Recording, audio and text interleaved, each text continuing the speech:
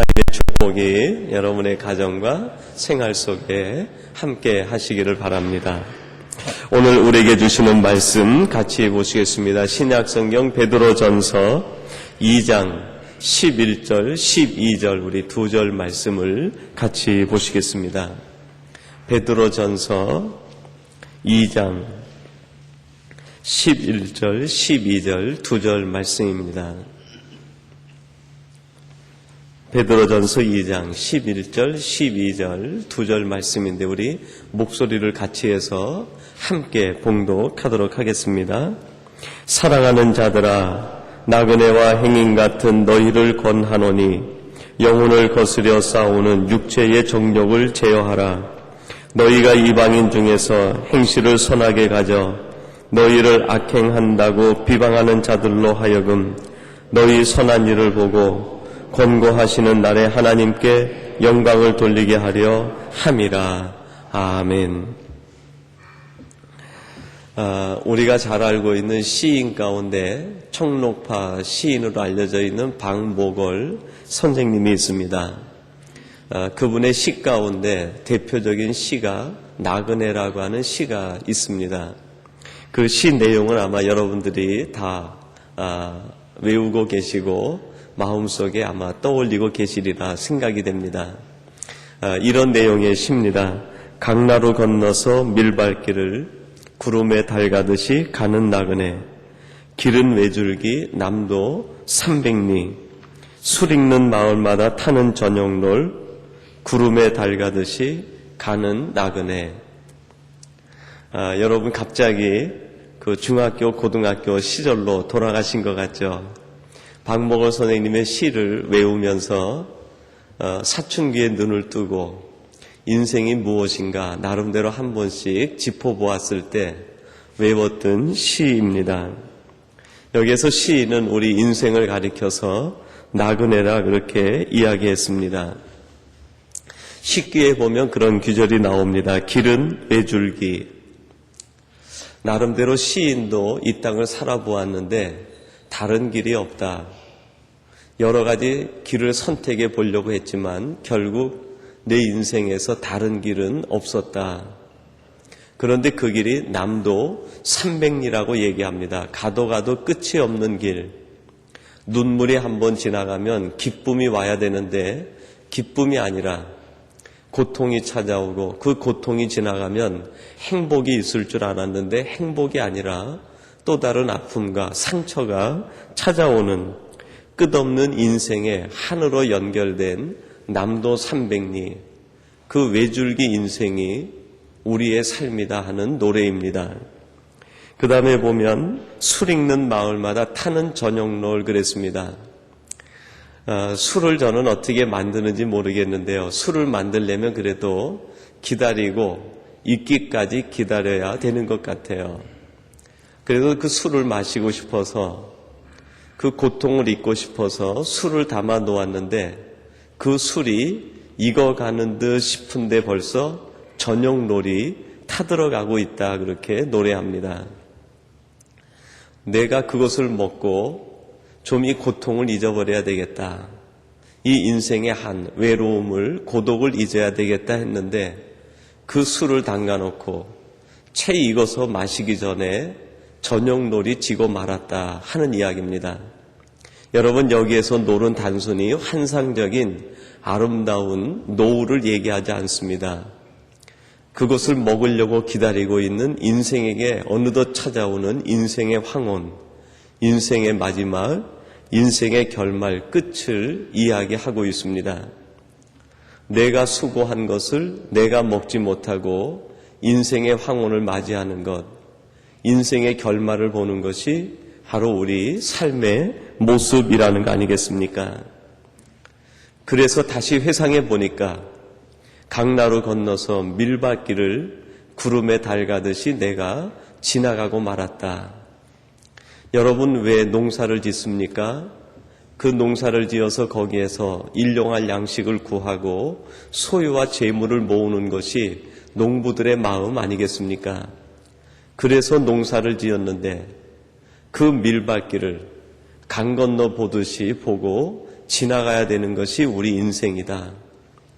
먼 발치에 꿈이 있고 먼 발치에 내가 기다리고 구하는 것이 있는데 그것이 내 것인 줄 알았는데 강 건너 보듯이 보고 지나가고 말았다. 굉장히 아름다운 시 같지만 이 시 속에 담겨있는 인생의 허무와 공허함은 너무나 처절하게 인생의 아름다움을 그린 것만큼 인생의 공허가 큰 것을 이야기합니다.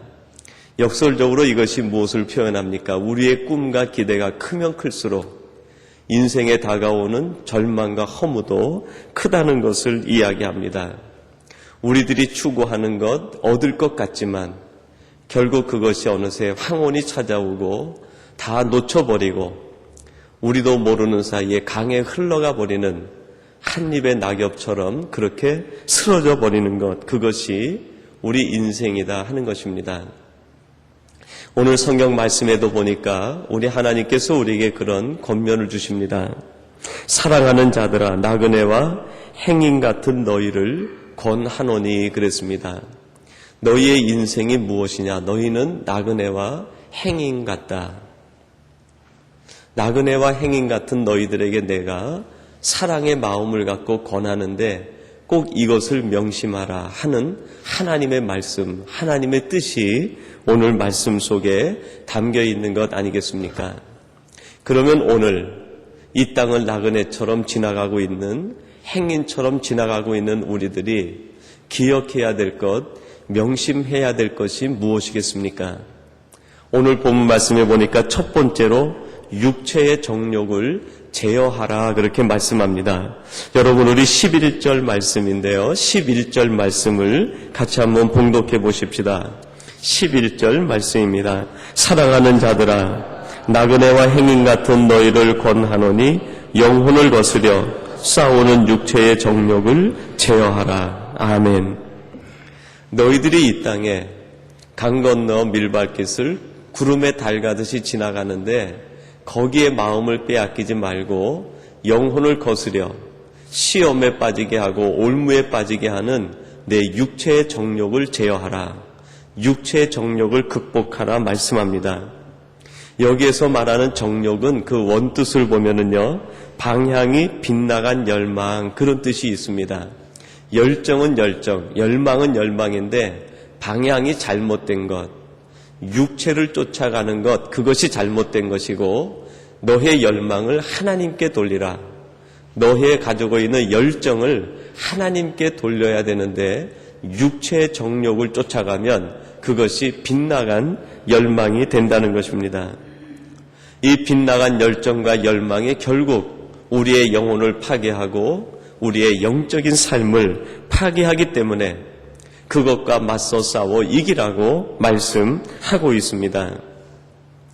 여러분 오늘 이 성경 말씀은 하나님께서 베드로에게 주신, 베드로를 통해 우리에게 주신 말씀입니다. 베드로는 한때 열정이 있었습니다. 열망이 있었습니다. 뜨거운 가슴이 있었습니다. 나중에 성령을 충만히 받고 나서 깨달은 것은 자신이 가졌던 그 많은 열정과 열망들이 대부분 육체의 소욕을 따르는 것임을 알게 되었습니다. 그래서 그는 자신을 뒤를 쫓아오는 많은 신앙인의 후배들을 통해서 이렇게 얘기합니다. 이 영혼을 거스려 싸우는, 영혼을 시험과 올무에 빠지게 하는 육체의 정욕들을 제어하라. 육체의 소욕을 극복하라고 이야기합니다. 제가 그 리더스 다이제스트 글을 보다가 아주 감동적인 글을 하나 보았는데요. 콜로라도 출신의 21살 된 등반가의 이야기입니다. 레스톤이라고 하는 사람인데 이분이 2005년 5월 달에 로키 산맥에 있는 한 산을 등산하게 되었습니다. 정상 부근쯤 올라갔을 때 그 위에서부터 바위돌이 하나 떨어지게 되는데요. 약 한 350kg 정도 되는, 그러니까 우리 몸무게에 보통 우리 정상인들이 한 60kg, 70kg 된다고 하면 5, 6배에 해당하는 그런 큰 바위가 하나 굴러 떨어져 가지고 이 레스톤이라고 하는 등반가의 오른손을 짓누르게 됐습니다. 이 오른손이 이제 바위에 깔리고 자기의 몸은 그 산에서 허공에 매달리게 된 거죠. 거기에서 빠져나오려고 온갖 안간힘을 쓰는데 그 바위 무게가 너무 커서 빠져나오지를 못하는 거예요. 거기에서 매달려 있는 지가 5일이 지났다고 합니다. 그리고 드디어 레스톤이 마지막 결단하고 우리들은 생각도 할 수 없는 그러한 일을 해내게 됩니다. 이분이 나중에 생존해가지고요, 자기의 그 경험담을 글로 써서 남겼는데 그것이 그 글에 소개가 되어져 있었습니다. 그 내용 중에서 가장 그 중요한 부분을 제가 한번 옮겨와 봤는데요. 여러분 한번 들어보시죠. 기대감과 이대로 죽게 될 것이라고 하는 깊은 좌절감 사이를 수없이 오간 끝에 레스터는 보통 사람으로서는 감히 생각도 못할 일을 벌이기로 작정했습니다. 오른손을 잘라버리기로 결심했던 것입니다. 이 다음부터는 이제 그 상황대로 자신의 경험을 쓴 내용입니다. 바위 틈에 낀 손목뼈를 부숴버릴 수만 있으면 쉽게 탈출할 수 있을 것만 같았습니다. 먼저 요골, 이 책에 보니까 요골이 아래팔 바깥쪽에 있는 뼈, 팔과 손목을 연결하는 부분이라고 그럽니다. 그러니까 이 부분을 얘기하는 것 같아요. 그 요골을 꺾었습니다. 이어서 몇 분 동안 승강이를 벌린 끝에 척골, 팔의 아랫마디 안쪽 뼈, 요 안쪽에 있는 뼈를 마찬가지로 부러뜨릴 수 있었습니다. 다음은 다용도 칼로 살을 도려내야 했습니다. 랜턴을 살 때 끼워주었던 싸구려 칼이라 얼마나 날이 무디던지 팔에 난 터럭 하나도 자르지 못할 것 같았습니다. 그럼에도 불구하고 거의 1시간이나 걸려서 자신의 팔을 잘라낼 수 있었습니다. 끈질기게 잘라냈습니다. 이 글을 읽는데 아주 온몸이 오싹해지더라고요. 자신이 그 생존하기 위해서 자기 몸을 비틀어서 손목뼈를 바깥 안쪽 한 번에 부러뜨린 것도 아니고요. 2번에 걸쳐서 부러뜨리고 그리고 살을 그 무딘 칼날로 이거를 1시간에 걸쳐서 잘라내었다는 거예요. 그리고 드디어 거기에서 빠져나왔다는 것이죠. 이 글을 보면서 제 생각에 그런 생각이 들더라고요. 지금 우리도 이 세상의 무거운 바위에 무엇인가 끼어 있는 것은 아닌가. 혹시 내 마음이 이 세상의 그 무거운 바위에 끼어 있어서 세상과 하나님 사이에서 허공에 매달려서 이리 가지도 못하고 저리 가지도 못하는 그런 미적지근한 신앙의 상태를 보이고 있는 것은 아닌가. 우리의 마음이 이 세상 죄악의 바윗돌에 눌려서 그렇게 거기에 짓눌려 꼼짝도 하지 못하고 있는 것이 아닌가. 그거를 잘라내야만 우리가 온전히 풀려날 수 있는데 거기에서 풀려나지 못하고 매달려 있는 것은 아닌가. 여러분, 이것은 그 누구도 모를 것입니다. 오직 자기 자신만이 지금 내가 어디에 끼어 있는지, 내가 무엇에 짓눌려 있는지, 지금 나를 강하게 누르고 있는 것이 무엇인지 아마 그것은 우리 자신만이 알 것입니다. 베드로가 이야기합니다. 그 끼어 있는 너희의 정욕을 제어하라. 끼어 있는 세상의 유혹에서 빠져나와라. 지금 너를 짓누르고 있는 그 마음의 무거운 세상적인 것을 향한 것으로부터 빠져나오라고 권면해 주고 있습니다. 그래야 우리의 양심이 살아나고 우리의 영이 회복되고 우리의 속사람이 강건해질 수 있기 때문입니다. 우리의 신앙적인 거룩한 삶이 회복될 수 있기 때문에, 하나님의 자녀다움이 회복될 수 있기 때문에 거기에서 빠져나오라고 이야기합니다. 여러분, 우리가 세상으로부터 빠져나오기 위해서는 결단과 대가가 지불돼야 됩니다.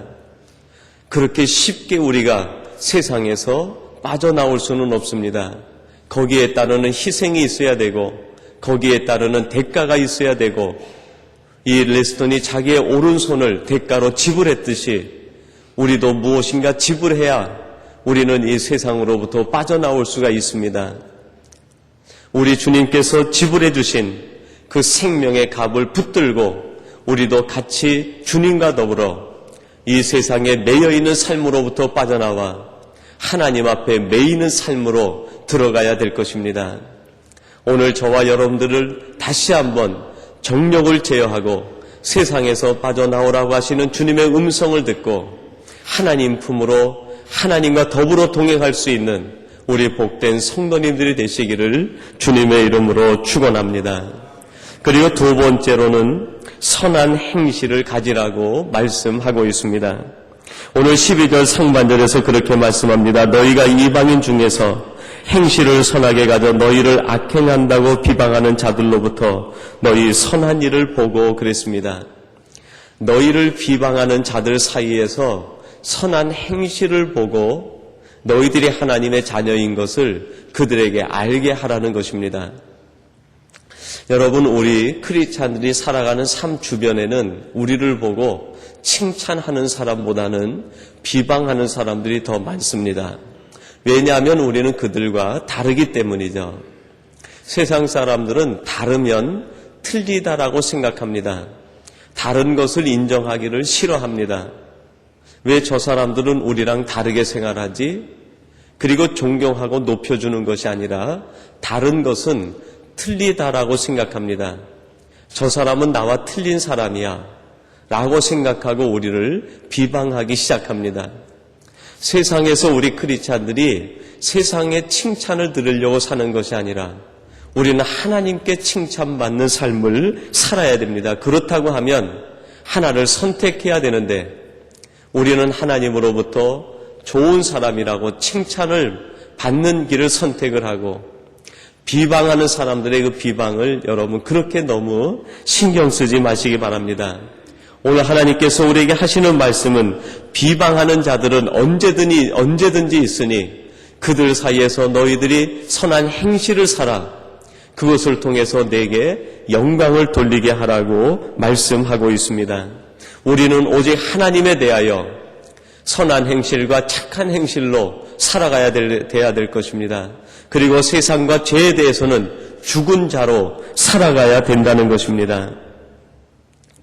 제가 종종 얘기하는 그 선교사님 중에 태국 매용선에서 선교하고 계시는 방정열 선교사님이 계십니다. 아마 서너 번 여러분에게 소개해드린 것 같은데요. 처녀의 몸으로 혼자 그 태국 산지족에 들어가서 마약 소굴에 들어가서 마약을 재배하는 사람들에게 마약 재배를 끊게 하고 거기에서 교회를 개척해 나가는 정말 살아있는 성자와 같은 그런 선교사님이십니다. 그 선교사님에게 이제 한국에 있는 모 교회가 한 25만 평 정도의 땅을 기증을 해서 매용선 지역의 종합 선교센터를 세울 계획을 만들어 나가게 되었습니다. 그래서 큰 산을 낀 평야와 함께 있는 그 도시 인접한 곳에 큰 땅을 매입을 하게 되었습니다. 그리고 선교센터를 지어야 되는데 도지사가 마지막에 건축 허가 사인을 해야 됩니다. 근데 그 마을에 있는 관공서라든지 모든 사람들은 전부 그 건축물을 지어도 좋다고 사인을 했는데 마지막 도지사가 사인을 하지 않는 거예요. 그러더니 한 달 정도 지나서 선교사님에게 이 도지사로부터 연락이 왔답니다. 한번 오라고. 그래서 선교사님이 이제는 가면 사인을 해 주려나 보다. 부푼 마음으로 갔더니 우리 한국 돈으로 약 한 300만 원 정도, 태국 돈으로 하면은 집을 한 서너 채 살 수 있는 큰 돈이랍니다. 한국 돈으로 300만 원 하면 그렇게 큰 돈으로 느껴지지 않는데 현지인들에게는 아주 큰 돈이죠. 그 300만 원을 요구하더라는 겁니다. 그것만 주면 사인도 해주고 건축 자재도 싸게 살 수 있는 길을 열어주고 건축을 하는데 모든 행정적인 지원을 다 해주겠다. 그 말을 듣는데 선교사님 마음에 고민이 생기더래요. 이 돈을 주고 한국에서 후원하는 그 교회에게 그동안 건축이 못 돼서 지연이 되고 지연이 되니까요. 미안하기도 하고요. 그러니까 이 일을 빨리 해서 정리를 해가지고 센터를 멋지게 지어서 일을 할까. 그런데 한쪽 마음속에 그런 생각이 들더래요. 그래도 내가 선교사고, 지금 여기가 불교 나라인데 선교사고 불교 나라에서 크리스찬인 내가 이렇게 뇌물을 주고 일을 하는 것이 드러나게 되면 이후에는 내가 어떻게 선교를 할 수 있을까? 그런 생각이 들어서 그 자리에서는 대답을 하지 못하고 한 주일 정도 지나가지고요. 그렇게 할 수 없다고 답을 보냈다고 합니다. 그러면서 3가지 이유를 들어서 긴 편지를 써가지고 도지사에게 보낸 거예요. 첫째로 내가 300만 원을 주면서 이 일을 할 수 없는 이유가 나는 크리스찬이고 선교사입니다. 나는 하나님을 믿는 사람인데 하나님을 믿는 사람이 이렇게 뇌물을 주고 한 것이 드러나게 되면 이후에 나는 이곳에서 선교를 할 수 없을 것입니다. 그리고 2번째는 여기가 불교의 나라인데 저는 지금 크리스찬으로서 하나님이 보낸 대사처럼 저는 여기에 와 있습니다.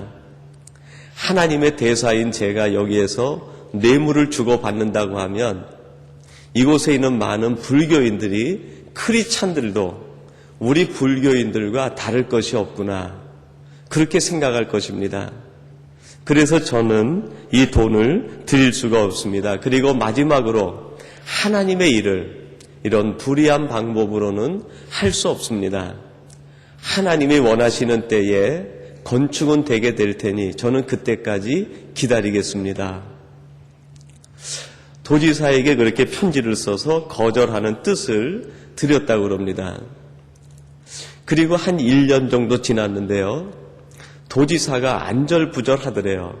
그래서 그 이유가 뭔가 하고 알아봤더니 그 전에 사인을 한 관공서의 직원들 관리들은 이거는 이 지역을 위해서도 너무 좋은 일이고 우리가 할 수 없는 일을 큰 돈을 들여서 다른 나라에서 해주겠다고 하는데 이 일이 왜 안 되고 있는가 하는 것을 그들이 관공서에 있는 직원들이 알아보니까 도지사가 뇌물을 받으려고 뇌물을 요구했다가 그것을 받고 사인을 해주기 위해서 기다리고 있다는 것을 알게 됐다는 거예요.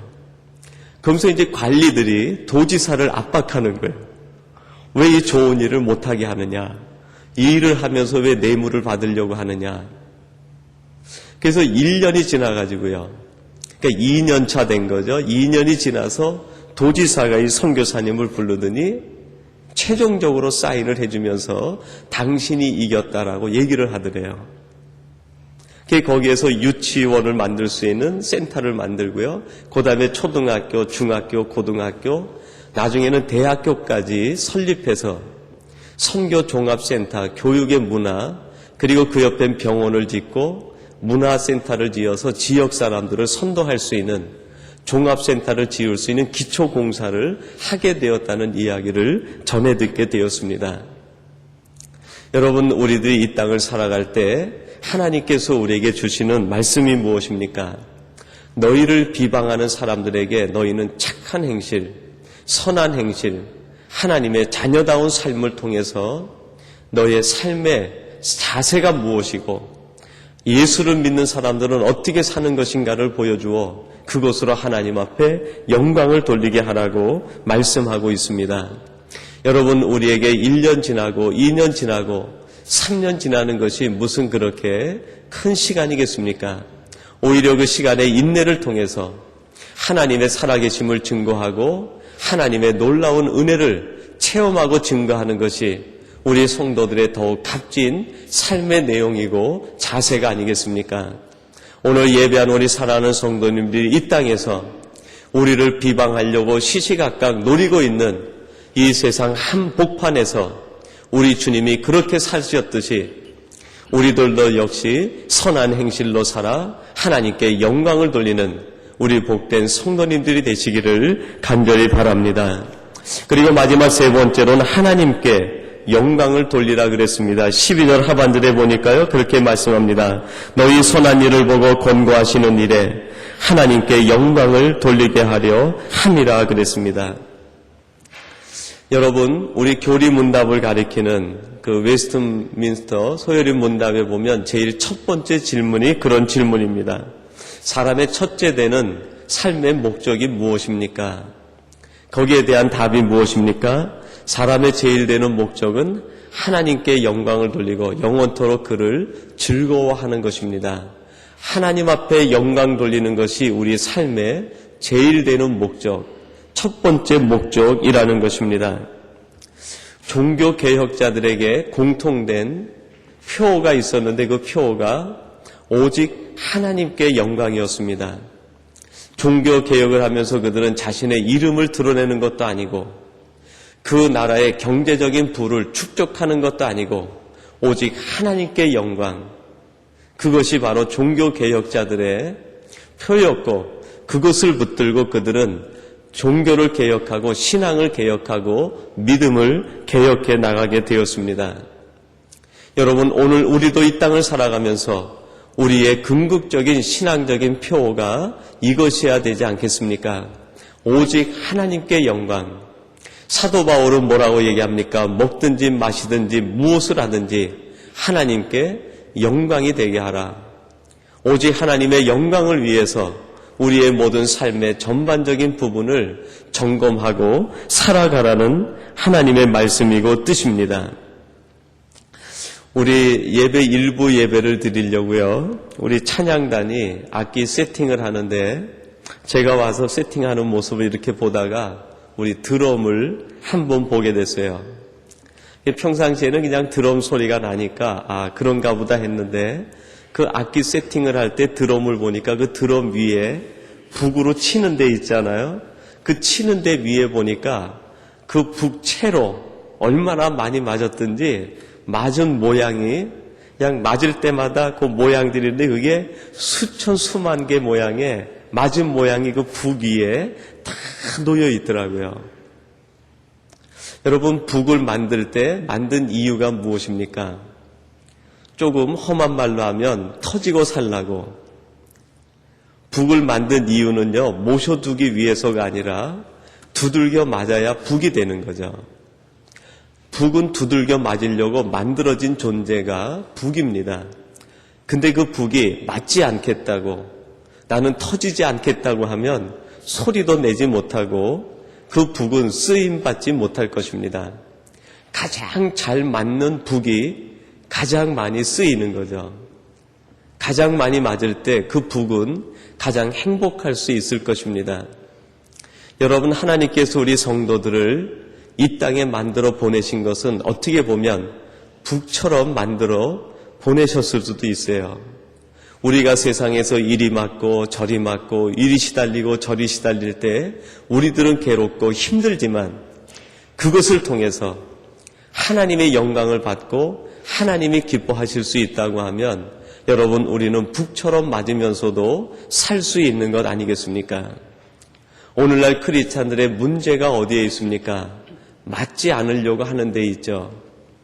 얼마나 우리 크리스찬들이 점점 요령껏 살아가고 세상 사람들보다 더 발빠르게 살아가고 있습니까? 하나님께서 우리를 세상에 북처럼 맞으려고 그렇게 보내셨는데 우리는 그것이 아니라 다른 것을 구하고 살아가려고 할 때가 얼마나 많이 있는지 모릅니다. 하나님께서 우리에게 말씀하시기를 너희들이 비방하는 사람들 사이에서 너희들이 하는 그 일들을 통하여 내게 영광을 돌리게 하라. 영광이 되게 하라고 말씀하고 있습니다. 우리를 온전히 맡기고 하나님이 원하시는 대로 쓰임 받을 때 우리는 하나님의 위대한 작품, 걸작품으로 우리의 삶을 멋지게 장식하고 살아갈 수 있을 것입니다. 여러분, 보잘것없는 우리의 모습을 하나님이 쓰시기 위해서 우리를 붙들어 주셨습니다. 찾아오셨습니다. 그리고 우리를 쓰겠다고 말씀하고 있습니다. 우리의 모든 것을 하나님 앞에 맡길 때 우리는 하나님 앞에 영광 돌리는 사람으로 살아갈 수 있게 될 것입니다. 그 스코틀랜드의 한 바닷가에 조그만 식당이 있었다고 합니다. 그 식당이 이제 새로 단장을 하고요. 페인트를 아주 예쁘게 칠해놨는데 종업원이 그만 실수를 해서 쟁반에 커피를 들고 가다 넘어져서 그 커피가 온통 벽에 뿌려지고 말았어요. 금방 칠해놓은 그 예쁜 벽이 얼룩이 지고 만 것이죠. 종업원과 지배인이 고민을 하면서 걱정을 하는데 식당에 와 있던 한 손님이 오더니 얘기를 하더래요. 제가 한번 그 얼룩들을 고쳐볼까요? 그러니까 지배인은 어차피 다시 칠해야 되는 거니까 그러면 한번 해보십시오. 했더니 이 식당에 왔던 손님이 가방을 꺼내면서 붓이며 물감이며 화구들을 꺼내가지고 그 얼룩에다가 그림을 그리기를 시작했습니다. 조금 지나니까 뿔이 만들어지고요. 얼굴이 만들어지고 몸체가 만들어지고 마침내 멋진 산에서 뛰어놀고 있는 큰 사슴 한 마리가 그려지게 되었습니다. 그리고 맨 밑에다가 이 그림을 그린 사람이 자기 사인을 하는데 랜시어 경이라고 사인을 했어요. 바로 이분이 스코틀랜드에서도 짐승들, 동물들 화가로 가장 알려진 대표적인 화가였습니다. 그리고 그 다음부터는 사람들이 그 그림을 보기 위해서 이 식당에 찾아오게 되었고 그 식당이 그 얼룩이 변한 그림을 통해서 가장 유명한 식당이 되었다고 합니다. 여러분, 우리들이 보잘것없어도 우리를 하나님 앞에 맡기면 하나님은 우리를 멋진 작품으로 만들어서 이 세상 한가운데 보내시고 우리를 통하여 하나님의 영광을 받으시고 하나님의 놀라운 축복과 은혜가 우리를 통해서 이루어지게 될 줄로 믿습니다. 오늘 하나님께서는 베드로를 통하여 말합니다. 베드로야, 너의 인생을 돌아보아라. 너의 인생이 어떠했느냐? 어부와 같은 너를 하나님이 들어서 예수님을 십자가 사건 때 모른다고 부인하고 실패했던 내 인생을 우리 하나님이 다시 그려서 하나님의 위대한 작품으로 만들어 너를 쓰지 않았느냐? 너 같은 베드로도 썼는데 이 땅에 있는 수많은 사람들을 하나님이 왜 사용하지 못하고 쓰지 못하겠느냐? 너는 이 말을 기록해서 수많은 사람들에게 읽혀지게 하라고 하나님께서 이 말씀을 우리에게 주신 것 아닙니까? 여러분, 우리가 베드로처럼 하나님의 위대한 작품으로 쓰임받기 위해서 하나님이 우리에게 주신 권면의 말씀이 무엇입니까? 너희의 인생은 나그네다. 너희들이 수고한 것, 그것을 멀리 보고 지나갈 수밖에 없는 인생의 나그네라고 얘기합니다. 그 짧은 인생길에서 왜 그렇게 소욕을 쫓아 살아가느냐? 왜 욕심을 쫓아 살아가느냐? 왜 정욕을 쫓아 살아가느냐? 그것을 제어하고 너를 비방하는 사람들, 크리스찬인 내가 어떻게 사는가를 지켜보는 사람들 앞에서 선한 행실로 살아 이 모든 것을 통하여 내게 영광을 돌리게 하라. 이것이 바로 내가 너를 만든 이유고 너를 세상에 보낸 이유라고 말씀하고 있습니다. 오늘 이 시간이 새벽을 깨우고 예배하시는 저와 여러분들이 우리 인생의 모습이 무엇인지, 하나님께서 원하시는 우리의 삶의 방법이 무엇인지를 돌아보고 하나님이 기뻐하시는 온전한 삶을 살아 하나님 앞에 영광 돌리는 우리 온 교우들이 되시기를 주님의 이름으로 축원합니다. 우리 같이 기도하겠습니다. 하나님 아버지 감사합니다. 오늘도 저희들이 새벽을 깨우게 하시고 하나님 앞에 나와 기도하며 간구하며 하나님 앞에 예배할 수 있도록 은혜 주시니 감사합니다. 베드로가 자신의 삶을 돌아보며 하나님께서 주신 말씀을 기억하고 우리에게 주는 이 놀라운 하나님의 음성을 듣고 저들도 이 땅에서 우리의 육체의 정욕을 제어하며 선한 행실을 통하여 하나님 앞에 영광 돌리게 하시고 우리의 얼룩진 삶이 하나님 손에 맡겨짐으로 하나님의 위대한 작품으로 다시 태어나는 역사가 이루어지게 도와주옵소서. 종교개혁자들이 오직 하나님께 영광이라는 표를 가지고 살았듯이 저들도 이 땅을 살아가면서 오직 하나님께 영광 돌리는 삶이 되게 하여 주옵소서. 오늘 이 새벽을 깨우고 예배하시는 우리 모든 성도님들을 한 분 한 분 기억하시고 하사 이 시간 기도하는 그 모든 기도 제목을 들으시고 연락하시고 응답해 주시옵소서. 오늘도 하나님으로 인하여 기뻐함이 넘치게 하시고 하나님 때문에 감사가 넘치는 우리 온 성도들이 되게 하여 주시옵소서. 예수님의 이름으로 기도하옵나이다. 아멘.